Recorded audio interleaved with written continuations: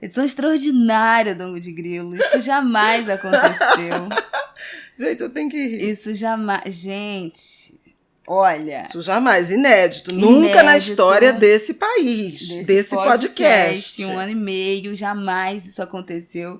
Mas eu acho que essa situação, vocês concordam com a gente, que mereceu, né? Um episódio extra, porque tudo mudou de ontem para hoje. A gente gravou Angu de Grilo 75, que foi ao ar hoje de manhã, normalmente, nessa terça-feira. No domingo, a gente gravou domingo. E aí, segunda-feira, do nada, tudo acontece.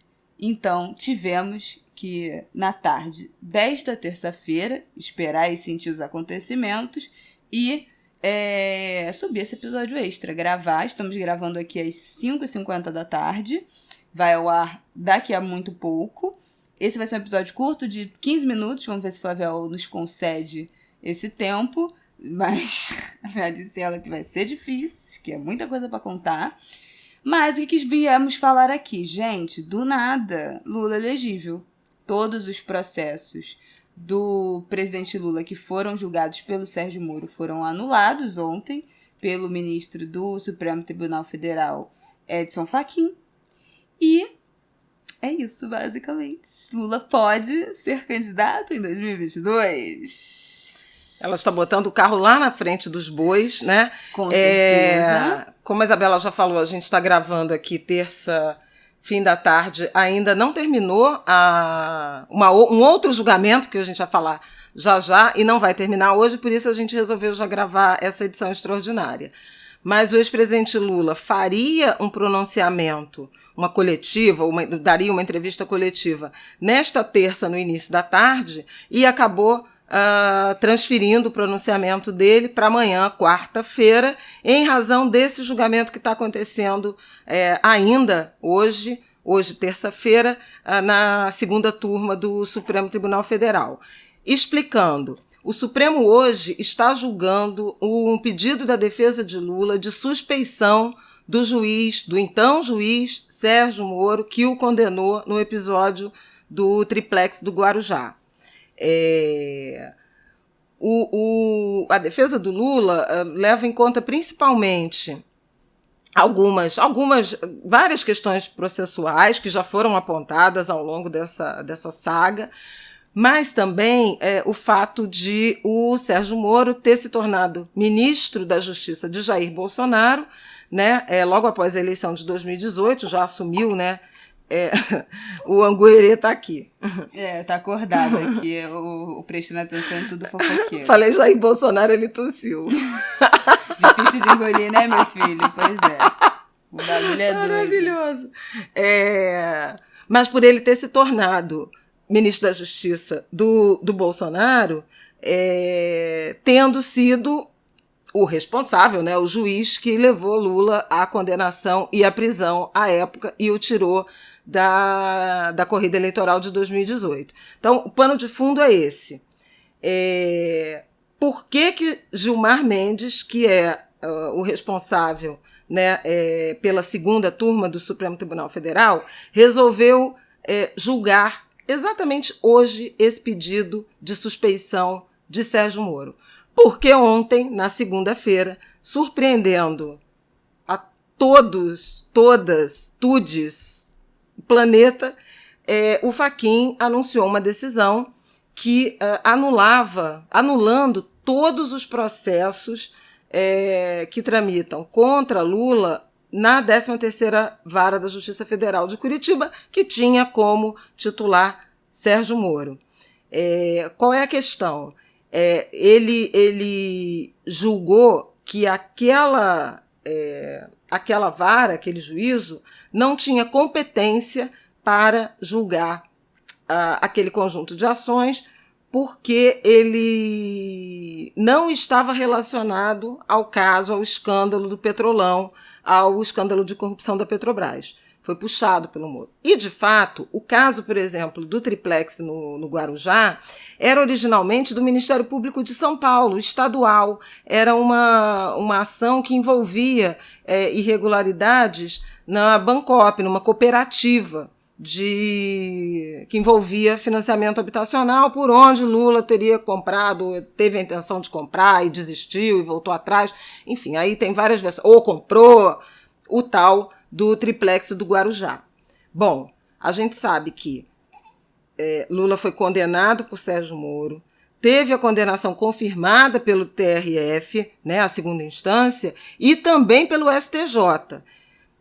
O que causou muita estranheza por ontem o ministro Fachin ter sacado essa percepção de que não havia competência para aquele juízo 5 anos depois da tramitação completa desse processo, em que pese o fato que a defesa de Lula já vinha alegando que não havia competência desde a origem do processo. Passou por vários, passou pelo STF, inclusive pelo ministro Teori Zavascki, que era o juiz, o ministro responsável pela Lava Jato na origem e que morreu naquele acidente trágico de avião numa viagem para Angra, se não me engano, né, de São Paulo para o Rio, para o litoral do Rio. E aí, o que acontece? Com essa decisão do Fachin de transferir todos os processos contra Lula de Curitiba para Brasília, e, portanto, para uma primeira instância de vara federal, a condenação, as condenações caem, são 2 em 4 processos. Ele foi condenado também no caso do sítio de Atibaia pela juíza substituta do Moro, Gabriela Hart, que também tem contra ela questionamentos porque teria movido blocos inteiros da sentença de Moro no caso do Guarujá. Então tem todo também um questionamento. E a defesa é isso, e quem pode acessar o sistema judiciário brasileiro recorre e adia em larga medida o desfecho que se chama, né, o trânsito em julgado. Bom, por transferir para a primeira a vara de Brasília, ou é a 10ª ou é a 12ª Vara Federal de Brasília, todos os processos, eles voltam a estaca zero. Com isso, então, calma, o Lula pode se tornar elegível, porque ele está com os direitos políticos cassados em razão da condenação e da condenação em segunda instância. Então, calma. Essa decisão de ontem do Fachin, além de anular todos os processos que foram julgados pelo Sérgio Moro, lá na 13ª Não vara. Só pelo Sérgio Moro, tem todos os processos que estão na 13ª vara. Que são relacionados ao Lula. Isso. Lá em Curitiba, eles são automaticamente anulados, então... Quem tem sentença, toda a tramitação parou, volta para o zero. Volta para o zero, e aí distribui-se os processos à vara de direito que é primeira em Brasília. Instância em Brasília. E aí todas tem o Guarujá, as provas são anuladas? Tem Citibá, pois é, tem Guarujá, tem a triplex do Guarujá, tem o sítio de Atibaia, e tem 2 ações que envolvem Instituto Lula. As palestras, os ganhos do Lula com palestra e um terreno, a compra de um terreno para ser que abrigaria a sede do Instituto Lula. Esses 2 últimos não têm sentença ainda. Um deles, inclusive, é de 2020. Então, são 2 processos que já têm condenação e 2 que não têm, vão para Brasília, começando do zero da primeira instância. Aí, você fez uma pergunta chave, que é o que está sendo decidido hoje. Repetindo a pergunta, e as provas?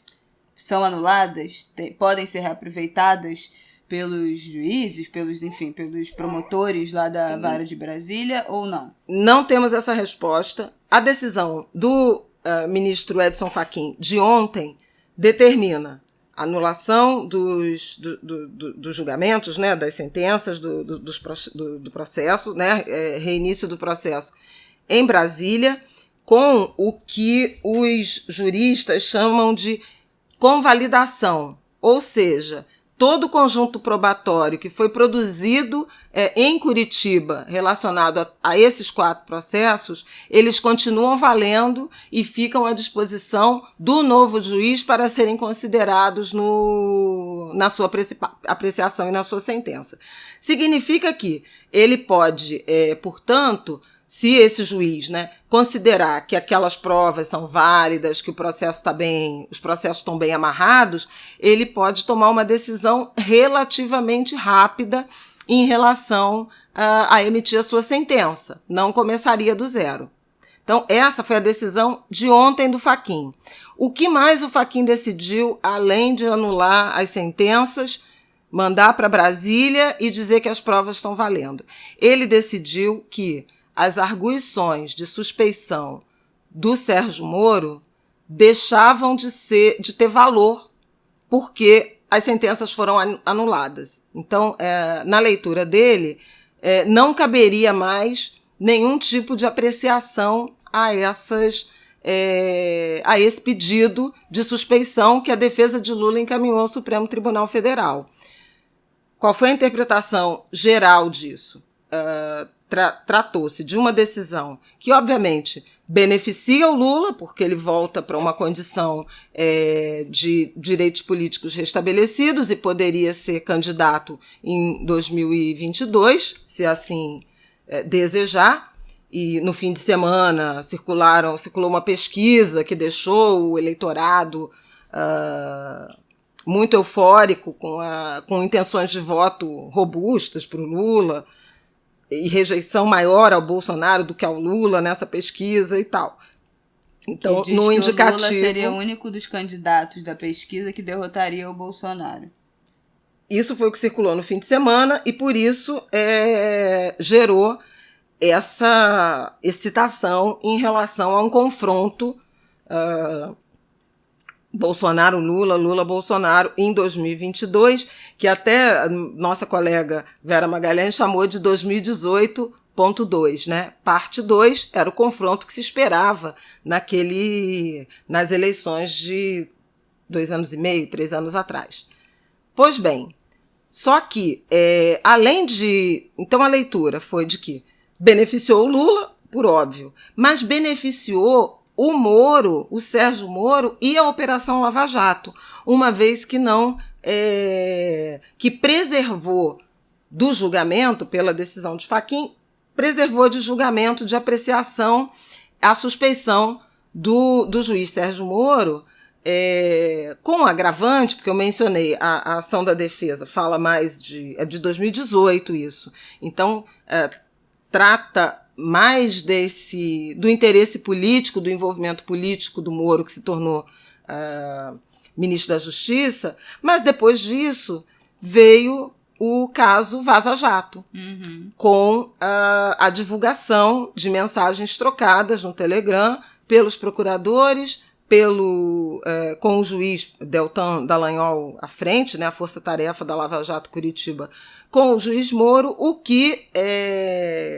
e a defesa do Lula já teve acesso ao conteúdo, foi liberado pelo ministro Ricardo Lewandowski, e isso tornou-se um agravante, porque evidenciou as relações promíscuas, eu acho que dá para usar essa palavra, entre os procuradores e o juiz, o que expõe ou inviabiliza a imparcialidade de Sérgio Moro. Então, a Lava Jato ficou maculada por esse episódio dos grampos, que eles não reconhecem, é bom que seja dito, ainda não há decisão que permita levar essas gravações, porque elas foram obtidas de forma ilegal, a serem usadas como prova, mas do ponto de vista do dano de imagem já está causado, né? Então, e o próprio Bolsonaro tem usado isso, dizendo que tentaram prejudicá-lo, investigaram a vida dele através do COAF,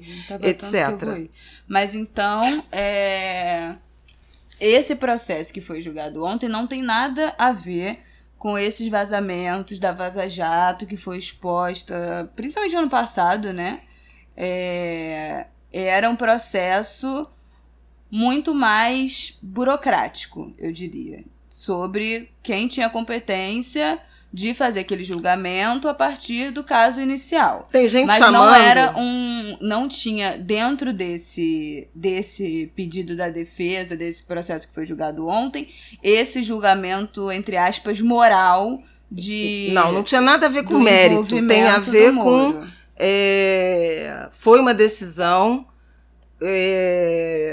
processual, de trâmite processual. Pronto. Só que ontem eu conversei com uma juíza federal e ela disse o seguinte: não vamos considerar que o debate, a discussão de competência seja um tema menor. Ele é central no Estado Democrático de Direito. Porque se você é julgado fora da jurisdição, se qualquer juiz pode reivindicar o seu processo e te julgar, isso compromete, claro, né, o senso de justiça e, portanto, compromete o Estado Democrático de Direito. Então, não é uma decisão irrelevante ou pouco importante ou um mero detalhe. É uma decisão central que está na base do Estado Democrático de Direito. Sim, se começar ruim daí, né? Se o início do negócio já começou mal, boa coisa não vai dar. Exatamente. Então, terminamos o capítulo Fachin.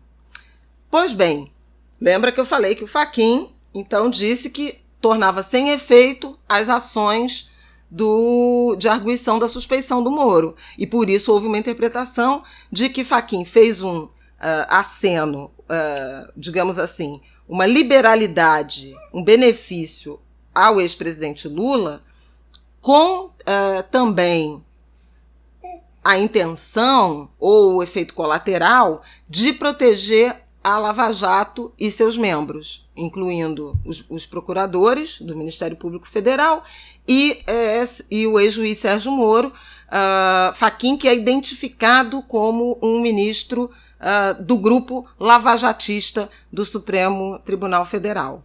Aí, o zumbido da fatalidade. Aí, Gilmar Mendes subiu nas tamancas. Não. Aqui não, queridinha. Gilmar Mendes, que estava, como alguém definiu aqui, sentado em cima desse processo de arguição de suspeição do Sérgio Moro, havia 2 anos, resolveu, então, de ontem para hoje, em resposta, obviamente, em reação a Fachin, convocar a votação. Ele tinha pedido vista, falou, já estou pronto para julgar.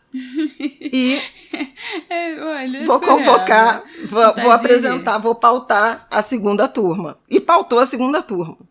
Só que hoje foi um dia super tenso, porque o Fachin tentou contra-atacar. Chamou o Fux, atual presidente do Supremo Tribunal Federal, ministro Fux, peticionou o Fux dizendo que não podia ser votado, que ele decidisse que não poderia ser votada a suspeição, porque ele, Fachin, já tinha decidido sobre a perda do objeto da suspeição do Lula pela decisão que ele tomou. O Fux lavou as mãos. Não, decidam vocês aí da segunda turma. Eu tô fora. Vocês que são segunda turma, que se entendam. Saiu fora. Tirou dele da reta. Deixa eu só fazer um parêntese, porque, né, eu vou tentando esmiuçar mais ainda como uma pessoa que também tá completamente perdida nisso e tô me atualizando aqui junto com vocês que estão ouvindo. O que o Fachin estava querendo dizer é que esse processo que o Gilmar estava sentado em cima já não valia discutir, porque ele já tinha decidido que não, é verdade, teve suspeição, valeu, mas acabou. Não teve suspensão, não teve competência. E aí o debate de suspeição não era necessário, porque se o processo voltou a estaca zero, não tem julgamento de Moro. Pois é, mas como são argumentos diferentes dos processos, um é sobre em qual vara, quem é que tem... quem é o juiz original. E o outro é sobre essas interferências, esses diálogos entre os procuradores, entre o juiz, essa interferência não teria alguma coisa nada a ver com a outra. Fachin tentou argumentar que não, voltou, acabou, zerou, então deixa esse negócio pra lá. E aí Gilmar Mendes falou, não. Deixa esse negócio pra lá, protege a Lava Jato. Sim, entendam por que a decisão de Fachin foi interpretada como um aceno à proteção, à blindagem, digamos assim, a manutenção, a preservação da imagem da Operação Lava Jato de Curitiba e do juiz Sérgio Moro por consequência. Mas Gilmar Mendes falou, Nanina, não. Ele que é do grupo do Supremo, crítico à Lava Jato, muito crítico à Lava Jato. Ao longo dessa caminhada, ele já fez inúmeras, assim como o Ricardo Lewandowski, já fez inúmeras gestões nessa direção. Bom, Luiz Fux, presidente do STF, disse que não ia tomar decisão, quem decide é a segunda turma. Gilmar Mendes chamou a segunda turma, que ele está presidindo, eu acho que é esse o cargo, e disse que queria pôr em votação. Fachin levantou a mão e falou: acho que não deve votar, porque perdeu o efeito com a minha decisão, e com outros... ele chegou a mencionar, né, as gravações, a Lava Jato, a Vaza Jato, e tal, e Gilmar Mendes submeteu a segunda turma. Fachin foi derrotado por 4-1. 4 ministros submeteu, resolveram... No caso, ele virou para a segunda turma e falou: e aí, galera, vão querer votar? Vocês concordam com o Fachin ou concordam comigo? E aí a galera concordou com o Gilmar Mendes. Falou: não anulou não. Vamos votar sim, esse processo de suspeição. Já estamos prontos para votar. Quem estava sentado em cima dele era Vossa Excelência. Então, Excelência? Excelência. A majestade é... Não é majestade. Mas não, Vossa Excelência. Era o Gilmar Mendes. Vamos votar. Quem é que decidiu votar? Isso é importante, a composição. Gilmar Mendes, obviamente. Edson Fachin, que é membro também da segunda turma e que era contrário. E com Gilmar Mendes votaram também Carmen Lúcia, Ricardo Lewandowski e Cássio Nunes Marques, que vem a ser o ministro do Supremo Tribunal Federal, indicado por Jair Bolsonaro e que ocupou a vaga do, até então, decano Celso de Mello. Vocês devem lembrar disso, isso rolou no ano passado, porque fez 75 anos e tal. Bom... babado, né, babado. Bom, as expectativas desde sempre eram de que, quando esse assunto chegasse ao Supremo, a segunda turma, Moro não seria considerado suspeito porque Gilmar Mendes e Lewandowski seriam voto vencido, porque Celso de Mello, Carmen Lúcia e qual foi o outro que eu falei? E Fachin votariam pela validação contra essa tese da suspeição de Moro. Porém, Celso de Mello saiu, Cássio Nunes chegou, e a gente sabe que há uma disposição imensa de Jair Bolsonaro para destruir Sérgio Moro. Sim. Eles viraram desafetos, arqui-inimigos. Então, tinha-se a expectativa de que o ministro Nunes Marques votasse como Lewandowski e Gilmar Mendes contra Sérgio Moro. Um detalhe, que a Isabela fez uma pergunta anterior sobre se os autos, né, o conjunto probatório, valeria para... as provas, vamos falar os termos simples. Mas tem que falar os termos também corretos, bem, você traduz, tem que usar entender. tudo, porque as pessoas também têm que saber. Tem que ter consciência todas as linguagens estão sendo usadas então, aqui. Acrescenta a palavra provas. Que as provas seriam inteiramente transferidas para o novo juiz. Martin está bocejando. Ficou chata essa conversa, essa prosa. Que as provas iriam para Brasília, para o novo juiz. Só que nessa ação de suspeição que Gilmar Mendes pôs em votação nessa terça-feira, além de declarar Sérgio Moro suspeito e, portanto, não apto a julgar o presidente Lula, o ex-presidente Lula, etc., ele também anula todas as provas, todos os autos. Para o processo recomeçar, ele teria que recomeçar do zero. Por essa ação, em Curitiba. Mas olha o pulo do gato. O Fachin decidiu que não é mais Curitiba, que é Brasília. É Brasília. Então teria que começar do zero em Brasília. Em Brasília. Ou seja, a chance de prescrição, a chance muito grande de realmente a situação jurídica, né, do ex-presidente Lula ficar confortável como nunca antes. E tem uma questão que ainda que façam todo o trabalho burocrático de pegar todas as gravações, pegar os mesmos documentos, as mesmas provas que foram usadas antes, se essas provas foram invalidadas por suspeição, teriam que procurar pelo menos alguma prova nova, né? Ia ter que ter alguma coisa além do que já foi apresentado, porque senão é simplesmente o mesmo processo, não tem nenhum novo elemento. E aí complica mais ainda esse enredo. Se tem um monte de gente, inclusive do direito, do meio jurídico, que acha que as provas que foram apresentadas não foram suficientes para a condenação do Lula, e foi uma condenação muito mais política do que, de fato, fundada em argumentos, em provas e tal, torna ainda mais impossível esse processo de conseguir novas provas para tentar fazer um processo que seja realmente transparente, justo e tal. Continua. Pois bem, então veja, começaria tudo do zero. Aí começou o julgamento.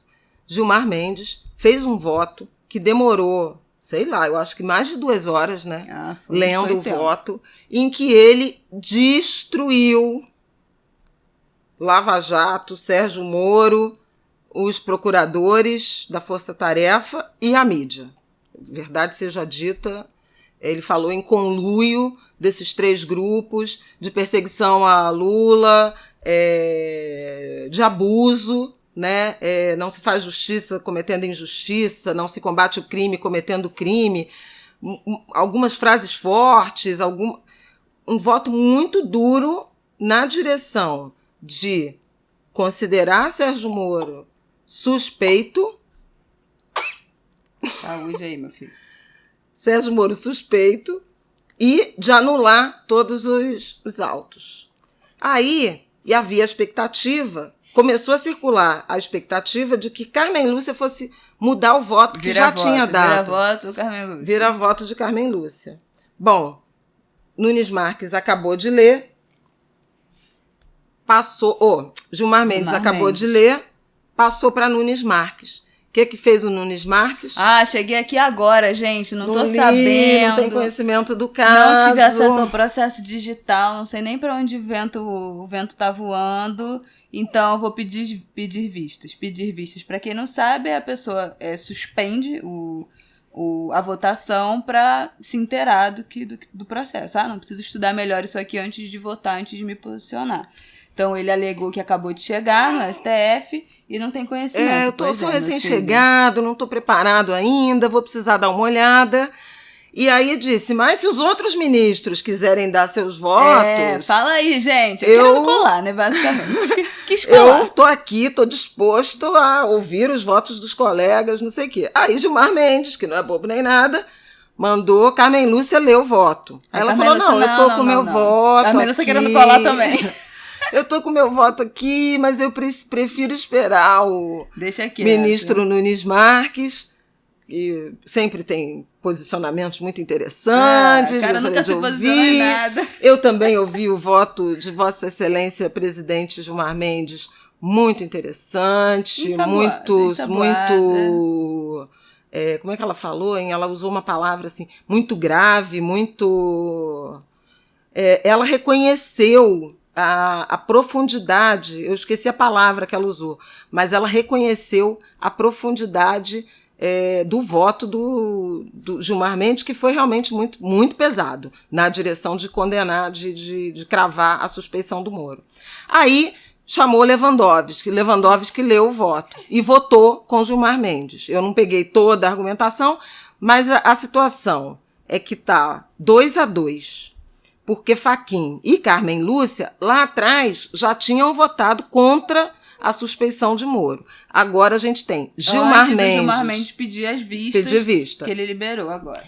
Agora a gente tem Gilmar Mendes e Ricardo Lewandowski contra Moro, ou a favor da suspeição, e o pedido de vista do Nunes Marques. Só que, além do pedido de vista do Nunes Marques, tem essa possibilidade que a galera que cobre Supremo Tribunal Federal e que acompanha, né, Brasília, diz que é grande a probabilidade de Carmen Lúcia mudar o voto e passar a considerar Moro suspeito nesse caso. E, por fim, agorinha, no fim da tarde, vem mais uma notícia de que o Supremo, o Luiz Fux... Temos um bebê com sono aqui, porque essa avó tá demorando demais. É a última coisa que eu vou falar. Que esse tema vai acabar sendo decidido no plenário do Supremo Tribunal Federal. Como? Findo ou não, nem sei, porque não está marcado. Mas que o Luiz Fux está disposto a submeter ao plenário do Supremo e, portanto, aos 11 ministros, qual decisão vai se sobrepor à outra. Se a anulação das sentenças com transferência para Brasília e sem a suspeição de Moro, a decisão sobre suspensão de Moro, como quer Fachin, ou se vale a suspeição e depois a decisão de Fachin. Então, assim, a gente chega aqui no fim desse dia, né, dessas 24, pouco mais de 24 horas, sem saber o desfecho, o resultado final em relação a Moro e a Lava Jato, né, porque aí está a imagem, né, a espinha dorsal da Lava Jato. Há uma teoria de que se Moro for declarado suspeito, outros réus, outros condenados pela Lava Jato podem pedir, encaminhar à justiça pedidos semelhantes. Tem um debate jurídico em relação a isso, de uma reação em cadeia, que poderia beneficiar outros réus da Lava Jato.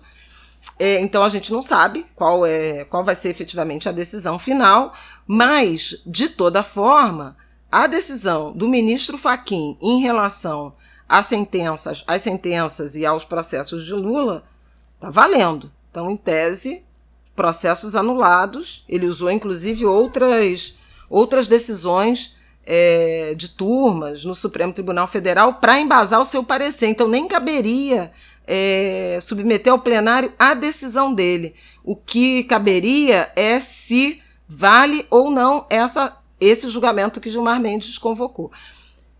Isso tudo para dizer, como diz a minha querida Andréa Sadi, que tem, de um lado, os direitos políticos e a situação, né, judicial do ex-presidente Lula, e isso já mexeu com o tabuleiro de 2022.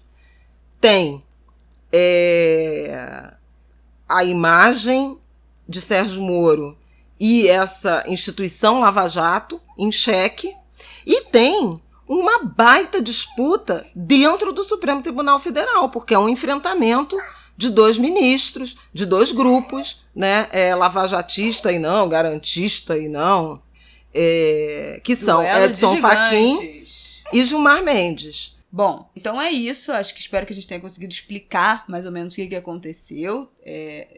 Enfim, todos esses trâmites são muito difíceis, são questões que já se arrastam aí há 3, 4 anos. Estava prevista para essa terça-feira uma coletiva do Lula, 13h, lá em frente ao Sindicato dos Metalúrgicos, em São Bernardo do Campo, em São Paulo. Acabou sendo adiada, já que ia ter essa votação do Gilmar Mendes, que seria mais uma coisa para ele comentar, né, para ele falar sobre. Então essa coletiva foi adiada para amanhã, quarta-feira, às 11h. Então, fiquem ligados. Depois dessa coletiva, estamos nos planejando aqui, eu e Flávia Ol, dela gravar um vídeo lá pro Instagram do Angu de Grilo comentando o que o Lula vai falar nessa coletiva. Eu também posso acabar comentando alguma coisa por lá. Então já segue a gente, @Angu de Grilo, lá no Instagram, que é muito provável que a gente solte comentários lá para não ter um outro episódio extra aqui. E aí também vão ser comentários mais curtos, só mesmo sobre o que o Lula vai se pronunciar.